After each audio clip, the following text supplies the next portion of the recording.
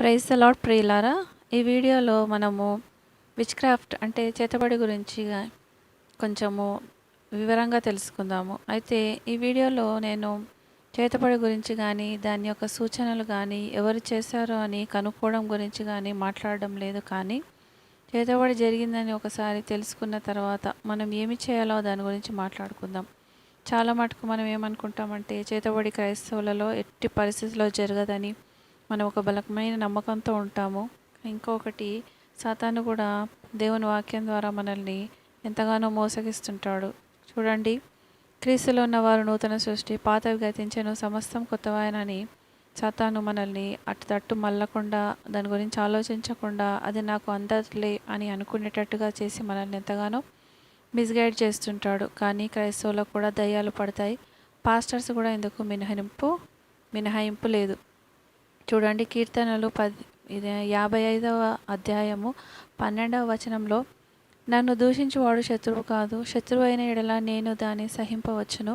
నా మీద మిట్టిపడువాడు నాయందు పగపట్టినవాడు కాడు, అటివాడైతే నేను దాగి ఉండవచ్చునని దావీదు రాస్తున్నాడు. ఈయన ఎవరి గురించి రాస్తున్నాడంటే తన మీద, అంటే ఈ చేతబడి అనేది చాలా దగ్గర వాళ్ళు, అంటే మనకు సమీప బంధువులు, చాలా సమీపంగా ఉండేవాళ్ళు, లేకపోతే మన పక్కన ఉండే పొరుగువారో, లేకపోతే మనకు చాలా తెలిసిన వాళ్ళు మన మీద అసూయతో ఈ విధంగా పనిచేస్తారు. అదే మాట దావీదు కూడా చెప్తున్నాడు. చూడండి, చాలా సొంత వాళ్ళు, అంటే అసలు మనం శత్రువులు అనుకోము వాళ్ళను, అలాంటి వాళ్ళ ద్వారానే ఇలాంటివి జరగడము చాలా విషయాల్లో అనేక విషయాల్లో మనము చూస్తూ ఉంటాము. కానీ ఒకటి మాత్రం నిజం ఏమిటంటే, మనము వాళ్ళ గురించి తెలిసిన, ఒకవేళ వాళ్ళు ఎవరనేది మనకు తెలిసినా కూడా ప్రభు చిత్తంలో ఏమని ఉందంటే వారిని క్షమించి, వారిని తప్పకుండా ప్రభు ప్రేమతో వారిని క్షమించి వారి గురించి ప్రభువుని వేడుకోవడం తప్ప మనం ఏమీ చేయవలసింది ఇక్కడ లేదు. ఎందుకంటే దేవుడు కూడా తన సిలువ వేసిన వారి కోసం ప్రార్థిస్తూ, ప్రభువా వీరు ఏం చేయించున్నారో వీరికి తెలియదు కనుక వీరిని క్షమించుడి అని ప్రార్థించాడు. కాబట్టి మనం కూడా అట్టి మనసు కలిగి వారిని తప్పకుండా క్షమించాల్సిందే. ఇంకొకటి, యోబు జీవితంలో కూడా మొదటి అధ్యాయంలో చూస్తే సాతానును ప్రభు అనుమతించడం జరిగింది. యోబు జీవితంలో కూడా అనేకమైన శ్రమలకు ప్రభు అనుమతించాడు. చంపొద్దు కానీ నువ్వేమైనా చేసుకో, నువ్వేం చేయడానికి నేను నీకు అధికారం ఇచ్చానని సాతానుకు అధికారం ఇస్తే సాతాను ఎంతగానో యోబును పరీక్షలో గురి చేసి, కానీ యోబు అన్ని పరీక్షల్లో గెలవడం మనము చూస్తాము. అలాగే కూడా ఇది మన జీవితంలో ఒకవేళ అనుమతింపబడ్డదంటే అది ప్రభు చిత్తమే అని గ్రహించాలి.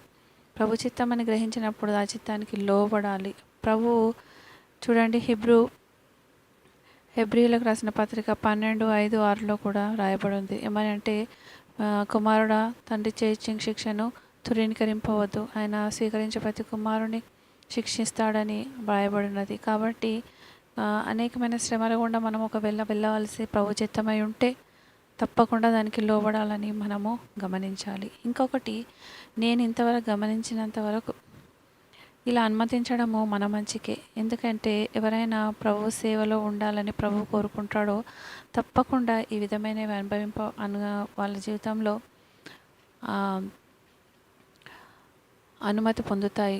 చూడండి, ఈ విధంగా బాధపడే వాళ్ళు మనం ఏం చేయాలంటే, ఒకవేళ మనము ప్రభు చిత్తంలో ఉండి పరిశుద్ధాత్మను పొంది భాషల్లో మాట్లాడుతూ ప్రార్థించాలా. ఈ భాషల్లో మాట్లాడుతూ ప్రార్థించడానికి సరైన సమయము రాత్రి 12 గంటల నుంచి 3 గంటల సమయం వరకు. ఎందుకంటే ఈ సమయంలోనే చీకటి శక్తుల ప్రభావం ఎక్కువగా ఉంటుంది.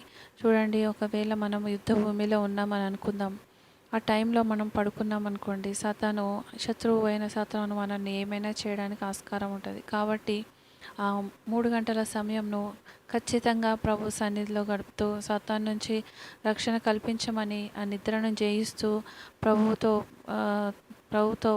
ప్రభు సహాయంతో సాతాను సులువుగా ఓడగొట్టడానికి మనకు వీలు కలుగుతుంది. చూడండి, మార్కు పత్రిక 9వ అధ్యాయము 29వ వచనంలో కూడా ఈ విధమైనది ప్రార్థన ఉపవాసంతోనే జయించగలమని వ్రాయబడి ఉన్నది. కాబట్టి ఇలాంటివన్నీ కూడా మనము ప్రార్థనలోను ఉపవాసంలోను కనిపెడుతూ ప్రభు చిత్తానుసారంగా తండ్రి చిత్తానికి అప్పగించుకోవడం చాలా మేలు. కొన్నిసార్లు ఏమనుకుంటామంటే చేతబడి నాకు ఎట్టి పరిస్థితులు జరగదని ఒక 2-3 సంవత్సరాలు వ్యర్థం చేస్తాము. అంతలోనే సాతాను ఏం చేస్తాడంటే తన పనిని తాను చేసుకుంటూ వెళ్ళిపోతుంటాడు.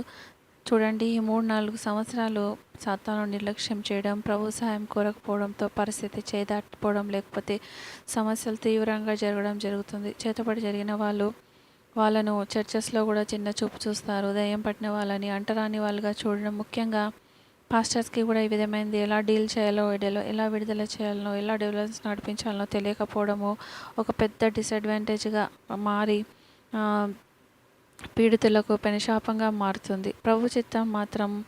ప్రభు చిత్తంలో ఏముందంటే ప్రతి చర్చ్లో, ఇక్కడున్న లోకంలో ఉన్న ప్రతి చర్చ్లో ఒక హీలింగ్ గ్రూప్ ఉండాలి, ఒక డెలివరెన్స్ గ్రూప్ ఉండాలని ఆశ కలిగి ఉన్నాడు. కానీ ఆ ఆశ నిరాశగానే ఉన్నది మనకైతే ప్రస్తుతానికి. మన సంఘాలు ముఖ్యంగా దేవుడు చేసిన విడుదల పరిచర్యను ఎంతగానో నిర్లక్ష్యం చేస్తున్నాయి. పాస్టర్లు ఇది మాకు సంబంధం కాదు, దీనికి ప్రత్యేకమైన వాళ్ళు ఉంటారు అని ఆ పరిచర్యను ఎంతో నిర్లక్ష్యం చేస్తుండడంతో డెలివరెన్స్ మినిస్ట్రీలు చేసేవాళ్ళు, అంటే విడుదల చేసేవాళ్ళు చాలా తక్కువగా ఉన్నారు. కాబట్టి విధి లేక క్రైస్తవులు ఒకవేళ ఏదన్నా చేతబడి జరిగి ఒకవేళ అవసరానికి ఎవరు లేక వాళ్ళు విధి లేక మంత్రగాల దగ్గర కానీ బాబాల దగ్గర కానీ వెళ్ళాల్సి వస్తుంది. కానీ ఇలా వెళ్ళవద్దని దేవుని వాక్యంలో ఎంతో స్పష్టంగా వ్రాయబడిన చూడండి. లేవియాకాండం 18వ అధ్యాయం 31వ వచనంలో, కర్ణపిశాచం వల్ల గలవారి దగ్గరికి పోకూడదు, సోదెగాండ్రను వెతికి వారి వలన అపవిత్రత కలుగ చేసుకొనకూడదు, నేను మీ దేవుడైన యెహోవా అని వ్రాయబడినది. మరియు అదే లేవియాకాండంలో 20వ అధ్యాయం 6వ వచనంలో, మరియు కర్ణపిశాచి గలవారితోనూ సోదెగాండ్రతోనూ వ్యభిచరించుటకు వారి తట్టు తిరుగువాడెవడో నేను వానికి విరోధినై ప్రజలలో నుండి వానిని కొట్టివేతునని వ్రాయబడింది. అంటే ఏమైతామన్నట్టు, మనము ఇట్లాంటి సాతాను దగ్గరికి మనం వెళ్ళినప్పుడు ప్రభు శత్రువులుగా మారిపోతాం.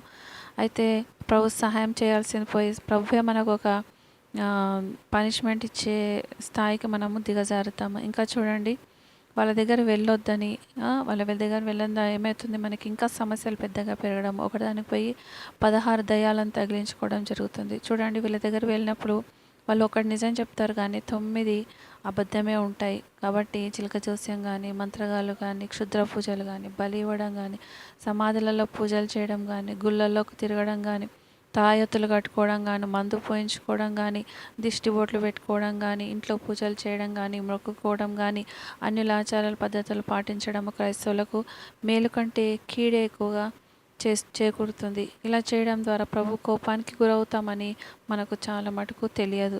అప్పుడు మరింత సంకటంలో పడతాము. మనము ప్రభు సహాయం కోరకపోగా తగిన సమయంలో విడుదల కలిగిస్తానన్న నమ్మక మన సొంత ప్రయత్నాలతో ఇటు ప్రభువును బాధ పెడతాము. మరియు ప్రభు కాపుదల్లో ఉండకపోవడంతో సాతాను ఆశ్రయిస్తే వలలో పడ్డ చేపలాగా పరిస్థితి చేయి దాటుతుంది. ఒకవేళ సాతాను ఆశ్రయిస్తే తెలిసి తెలియక చేసినా, ఇప్పుడు మనకు తెలిసింది కాబట్టి తప్పకుండా మనము పశ్చాత్తాపడాలి, రిపెంట్ కావాలి, ప్రభు క్షమాపణ వేడాలి, ప్రభు కృపకు అప్పగించుకోవాలి. దీన్ని అనుమతించిన ప్రభువు దానికి నుంచి తగిన సమయంలో విడిపించగలడు, సమర్థుడని నమ్మాలి. ఇవి ఎందుకు ఒక జీవితంలో అనుమతింపబడతాయో ఒకసారి చూద్దాము. మొదటిగా ఇది మనకు జనరేషనల్ అంటే వంశపారంపర్యంగా వస్తుంది. చూడండి, మనమైతే క్రీస్తులో ఉన్నాము ఇప్పుడు, కానీ మన పితరులు అంటే కొన్ని సంవత్సరాలు, కొన్ని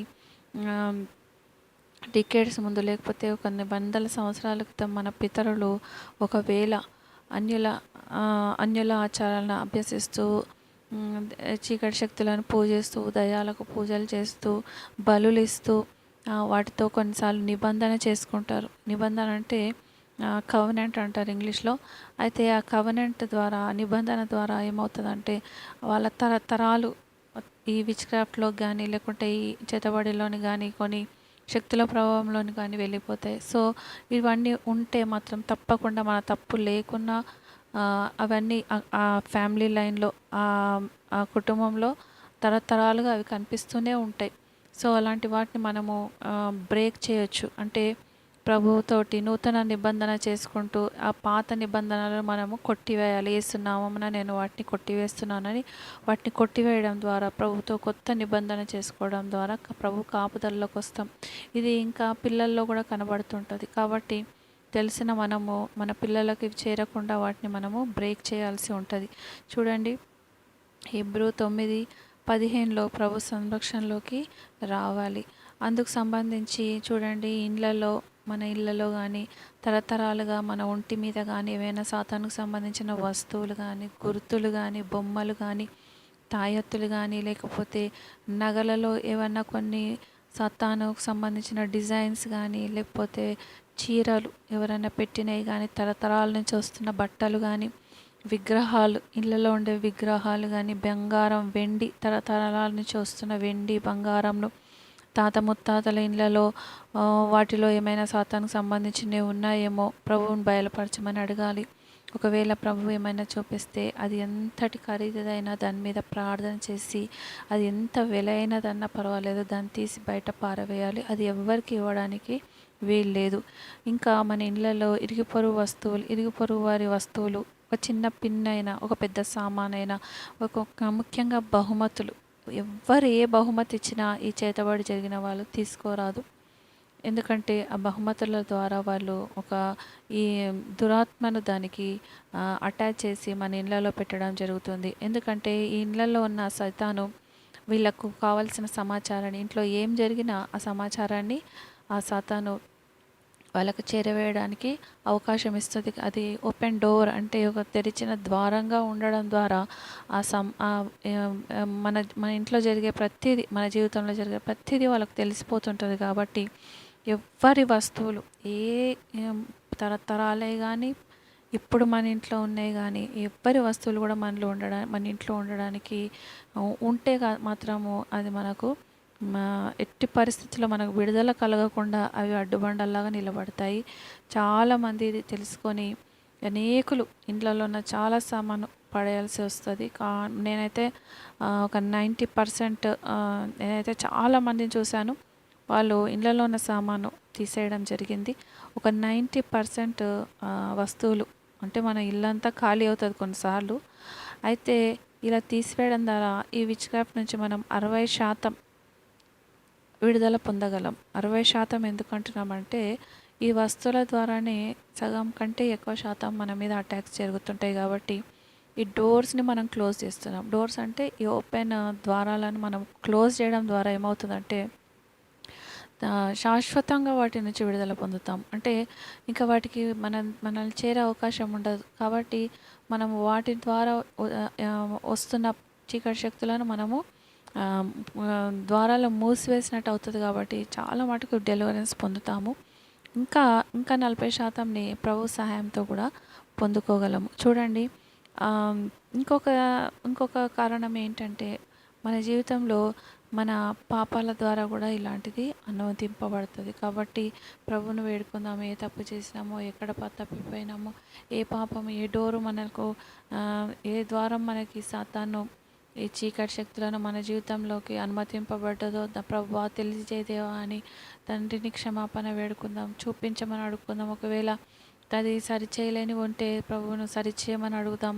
ఒకవేళ మనమే తెలిసి మన చేతిలో గాన ఉంటే దాన్ని సరిచేసుకుందాము. మరియు ఆ డోర్ని తరాలకు క్లోజ్ చేయమని ప్రభువును అడుగుదాం. ఇంకొక రకంగా ఈ చేతబడి ఎలా జరుగుతుందంటే, మన గురించి అసూయతో కొంతమంది మన మీద ప్రయోగం చేస్తారు. చూడండి, మనల్నంటే ఓర్వలేని వాళ్ళు మన మీద చాలా ప్రేమతో ఉంటారు, మన దగ్గరగా ఉంటారు. కానీ కొన్నిసార్లు వాళ్ళ మాటల ద్వారా కూడా కొన్నిసార్లు వాళ్ళు మనల్ని చేతబడి చేయడం జరుగుతుంది. చేతబడి అంటే యాక్చువల్ మీనింగ్ ఏంటంటే కంట్రోల్ చేయడం. కంట్రోల్ అంటే ఏంటి? ఒకరి ఆధీనంలో ఒకరు ఉండడం, దాన్నే చేతబడి అనొచ్చు. అంటే మన జీవితం ఇంకా వాళ్ళ చేతిలో ఉండి వాళ్ళు ఏది కోరుకుంటే అది మనలో జరగడం. అంటే మనకు నష్టం జరగాలని వాళ్ళు కోరుకుంటే నష్టం జరగడం, మనకు అపాయం జరగాలని కోరుకుంటే అపాయం జరగడం, మనకు అనారోగ్యం కావాలని కోరుకుంటే అనారోగ్యం కలగడం. సో ఇవన్నీ వాళ్ళు కంట్రోల్ చేస్తుంటారు అన్నట్టు.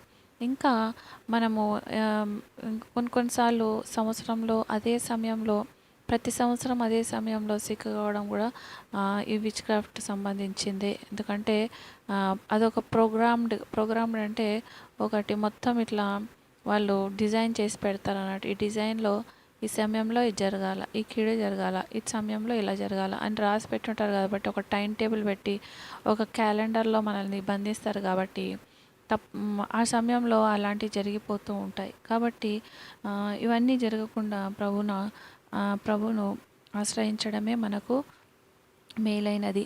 ఇంకొకటి ఏంటంటే ప్రభు చిత్తానికి లోబడి ఆయన కృపకు అప్పగించుకోవడం ద్వారా మనము ఎంత భయంకరమైన పరిస్థితులు ఉన్నా ఎంతో నెమ్మదిగా ఉండగలం. ఎందుకంటే ప్రభు మీదనే ఆధారపడతాం కాబట్టి దేవుడే చూసుకుంటాడని మనము ధైర్యంగా ఉండగలం.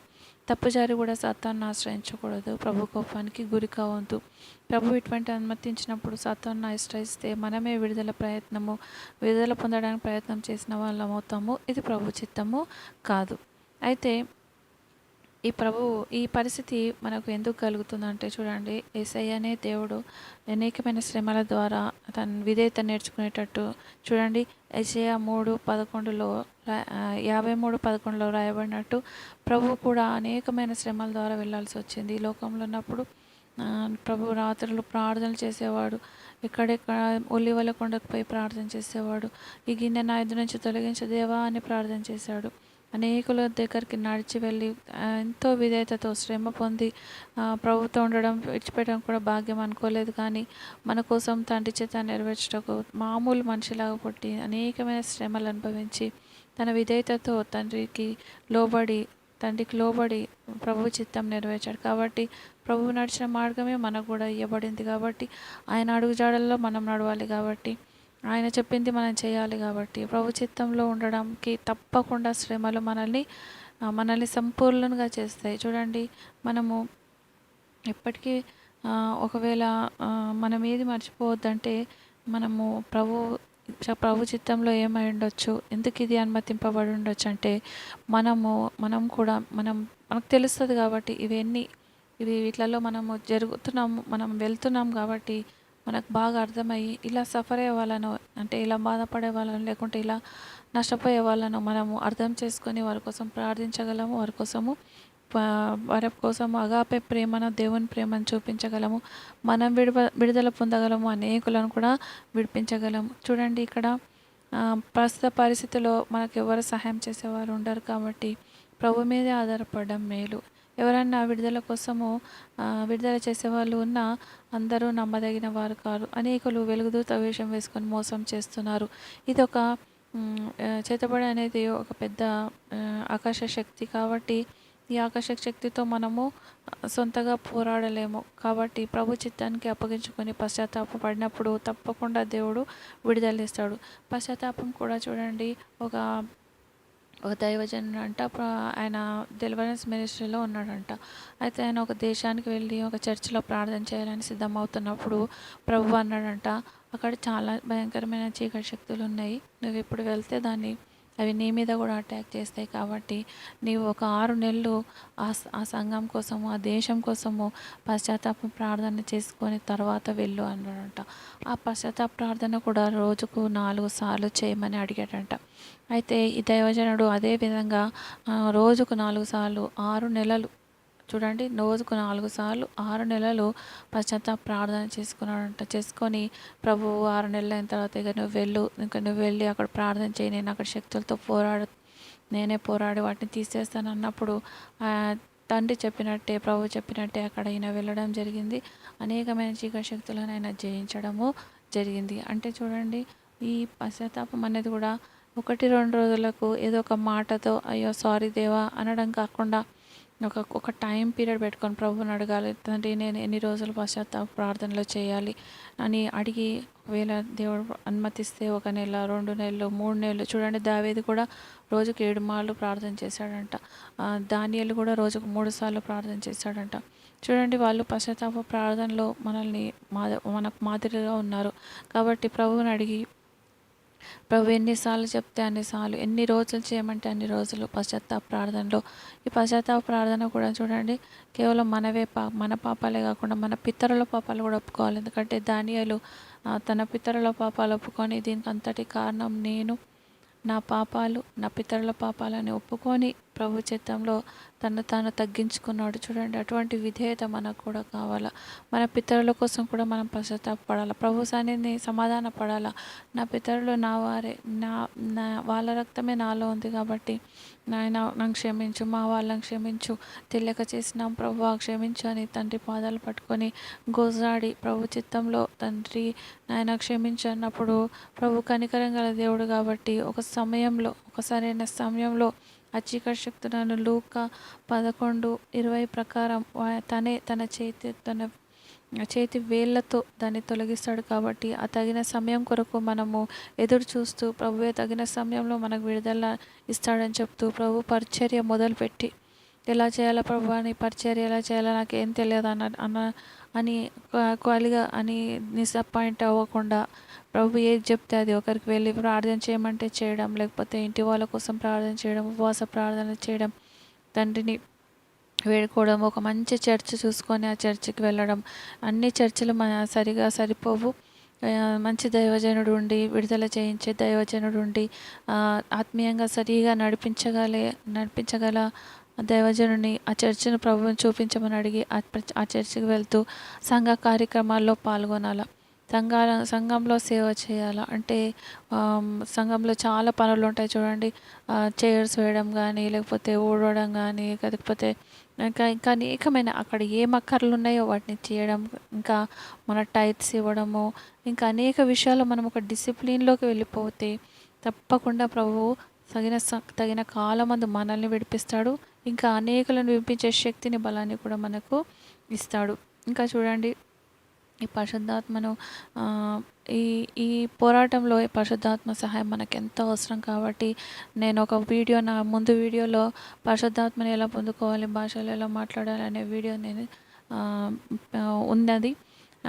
ఆ వీడియోను మీరు చూస్తే మీరు భాషల్లో ఎలా మాట్లాడాలో, పరిశుద్ధాత్మని ఎలా పొందుకోవాలని మీకు తెలుసుకొని మీరు కూడా భాషల్లో మాట్లాడుతూ పరిశుద్ధాత్మతో సహాయంతో ప్రార్థనలో గడుపుతూ, ఎందుకంటే మనము చాలా అవర్స్ ప్రేయర్ చేయాల్సి ఉంటుంది. రాత్రి 12 నుంచి 3 గంటల వరకు, అంటే ఒక 3 గంటలు ప్రార్థన చేయాల్సి ఉంటుంది. మన మామూలు ప్రార్థన అయితే ఒక షాపింగ్ లిస్ట్ లాగా ఒక 5 నిమిషాల వాళ్ళం కాపాడదేవా వీళ్ళం కాపాడదేవా అని కళ్ళు మూసుకొని నిద్రపోతాము. అలాంటి ప్రార్థన కాదు. మనం చేయాల్సింది వార్ఫేర్ అంటే యుద్ధం చేయాల్సి ఉంటుంది. భాషల్లో పోరాడాల్సి ఉంటుంది. చీకటి శక్తులతో మనం పోరాడాల్సి ఉంటుంది. కాబట్టి మనకు భాషలు ఎంతో అవసరం, పరిశుద్ధాత్మ ఎంతో అవసరం. కాబట్టి మన పరిశుద్ధాత్మ సహాయంతో ఈ పోరాటాన్ని జయించడానికి తండ్రి సహాయం చేయనుగాక. ఈ ప్రార్థనలో పాల్గొనండి. ప్రభు కృపను పొందుకుందాం. పరలోకమందున్న దేవా, పరిశుద్ధమైన తండ్రి, ఇంతవరకు నాయన అనేక విషయాల గురించి నువ్వు మాట్లాడినావు ప్రభువా. నీకు నామానికి వేలాది వేల స్తోత్రం చెల్లించుకుంటున్నాం తండ్రి. ప్రభువా నాయన, మేము ధైర్యపడకుండా సహాయం దయచేయండి, ధైర్యంతో నింపండి. మా ముందున్న పోరాటంలో తండ్రి నాయన, మీ నామం మేము జయం పొందుటకు సహాయం దయచేయండి. ప్రభువా నాయన, మా పక్షాన మీరే పోరాడండి ప్రభువా. ఆనాడు ఇశ్రాయేలు పక్షాన నువ్వు పోరాడినావు తండ్రి దేవా. వారికి విజయం ఇచ్చిన దేవా, మాకు కూడా సహాయం దయచేయండి నాయన. తండ్రి ప్రభువా, మేము విడుదల పొంది అనేకులను విడిపించగలటకు సహాయం దయచేయండి నాయన. నీ కృపను అనుగ్రహించండి ప్రభువా. మీ చిత్తానికి మమ్మల్ని మేము అప్పచెప్పుకుంటున్నాం ప్రభువా. మీ చిత్తానికి లోబడుతున్నాం నాయన. నువ్వు తగిన సమయంలో విడిపిస్తావని ప్రభువా తండ్రి నాయన దేవా, మాకు కావాల్సిన శక్తిని, బలాన్ని ఇస్తావని నమ్ముచూ స్తోత్రం చెల్లిస్తున్నాం తండ్రి. నీ కృపను అనుగ్రహించండి నాయన. తండ్రి నీ కృప వెంబడి కృపను సమస్త విధమైన కృపను అనుగ్రహించండి దేవా. తండ్రి నాయన యేసయ్య, నీ గొప్ప కార్యంలో నాయన మేము చూచి నేను మహిమపరచులాగున ప్రభువా నువ్వే సహాయం దయచేయమని తండ్రి యేసుక్రీస్తు పేరిట మీకు తోడుకొచ్చున్నాం తండ్రి. ఆమెన్. ప్రభువా తండ్రి, ప్రియులారా, ప్రభు చెప్పిన వాక్యం ద్వారా మనము ఆదరింపబడ్డామని నమ్ముచున్నాము. ఇంకా మీకు కావాల్సి ఉంటే ఇంకా నేను అనేకమైన వీడియోలు చేయబోతుండగా మీరు వీటిని ఫాలో కావడం ద్వారా అనేకమైన సంగతులు మీకు తెలుసుకోవడానికి ప్రభు సహాయం చేస్తాడు. మరొక వీడియోలో కలిసేంత వరకు దేవుని కృప మీకు తోడైండుగాక. ఆమెన్.